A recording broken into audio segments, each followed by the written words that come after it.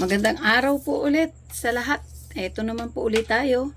Pagpatuloy ko po yung pagtuturo po ng paggawa ng blouse. Tapos na po natin yung kabuuan ng bahaging katawan ng blusa. Ngayon po, ituturo ko po sa inyo paano po ang paggawa ng sleeves. Ayan. Sana po maging malinaw po ano. So, meron po tayong sukat na 16 and 1/2 sa armhole at meron po tayong 6 sa haba nung sleeves at meron ho tayong 13 na circumference po ng ating sleeves naman.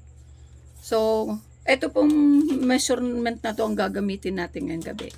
So, kagaya po madalas talaga ginagawa natin ay gumagawa tayo ng tinatawag nating inverted na L, no? Pabaliktad na L. Ngayon, wala po tayong L square. Pwede lang po natin gamitin yung ating ruler. Ayan. Importante po, tuwid lang po yung pagkakaguhit. Ayan.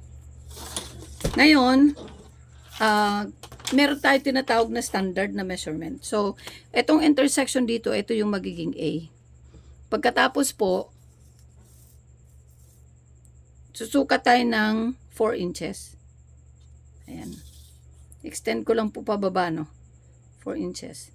Tapos, kukunin ko po yung haba po ng sleeves na kung saan ay yun ay 6.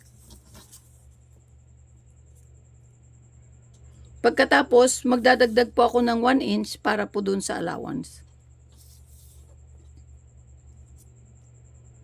Ayan.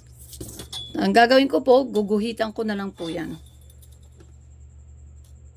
Tuwid naman yan dahil merong guide ano. Sinundan ko na po yung guhit hanggang dun sa baba.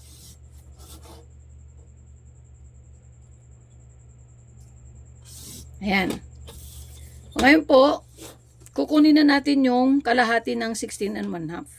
So, kung titignan natin yung 16 and 1/2 ay 8 and 1/4. So, hanapin po natin yung 8 and 1/4. Tapos, gagawa po tayo ng guhit o ng marka papunta doon sa linya ng B. Kasi nga, dapat, alam mo yung bawat linya. No? So, pwede mong markahan ito ng B, ng C, tsaka ng D. Okay. Ito naman ngayon, yung kalahati ng iyong armhole, pwede mong lagyan ng letter E. Para hindi po masyadong nakakalito. Tapos, hahatiin po natin yung A, tsaka E. Ayan. So, magiging F po ito. Ngayon, si F naman po tsaka si E, hahatiin din po natin yan. Yan po magiging G. Tapos si F tsaka si A, hatiin din natin ulit. Yan naman po si H. Ayan po. Ngayon, guguhitan ko po yan. Yung A tsaka E, pagdudugtungin ko, gawin ko ng linya. Ayan. Pagkatapos po, mula dun kay A, pababa, magti 3/4 po ako. 3/4 inch lang. Tapos mula kay H, mamarka din ako ng 3/4.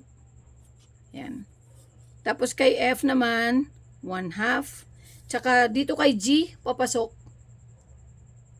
Ayan, 1/4 lang po. Ayan. So, ang gagawin ko, freehand ko na lang po to, no? Yan. Kukunik ko lang po yung dots na yon. Yan. Hanggang makarating po dun kay E. Pagkatapos, kukunin ko po yung 6, ano ba tawag doon? Dun sa line C, yung kalahati ng 13. Ay, yung kalahati po ng 13 ay 6 and 1/2. 6 and 1/2 po yun. Yan. Tapos, guguhitan na lang po natin yan. Yung E, pagpalagay natin ito ay pinakahuling letra H. Ito yung magiging I mo. Ayan. So, yung E tsaka I, pagdudugtong natin. Tapos, diretso na lang pong ganun dun sa kanyang margin or allowance. Ganito po, yari na po yung ating sleeves. Pwede pong yung sleeves ay mahahaba. Kasi meron ho tayong long sleeve, meron din ho tayong 3/4. Depende po yun sa desire po ng client, kung ano po yung gusto niyang haba. So, tayo po ay gumagawa lamang nung pinaka-basic po na sleeves. Ito po yun. Kaya, sana po meron po kayong natutunan sa araw na to at sana po madali pong sundan yung aking itinuro. At sana po na-enjoy nyo po hanggang sa muli sa ating pagkikita. Paalam!